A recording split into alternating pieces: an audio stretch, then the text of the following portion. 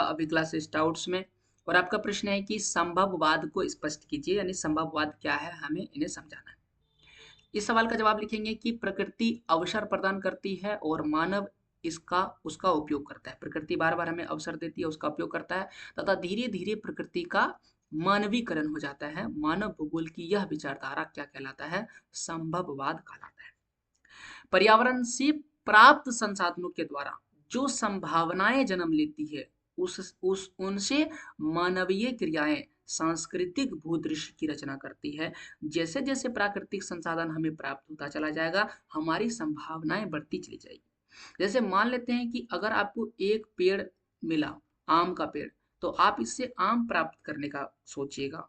ठीक है, तो ये चीज क्या है, आपकी संभावना है कि आने वाले समय में ये पेड़ क्या करेगा, मुझे फल देगा। तो प्रकृति जैसे जैसे आपको संसाधन देगा, आपकी संभावनाएं जन्म लेती चली जाएगी। आप क्या क्या संभावना कर सकते हैं, क्या क्या सोच सकते हैं कि ये आम फल मैं खाऊंगा, फल को बेच करके धन इकट्ठा करूंगा, बाद में ये पेड़ बड़े हो गए तो इस पेड़ की लकड़ी बेच करके फिर मैं धन कमाऊंगा। तो ये क्या है, एक तरह की आपकी संभावनाएं हैं।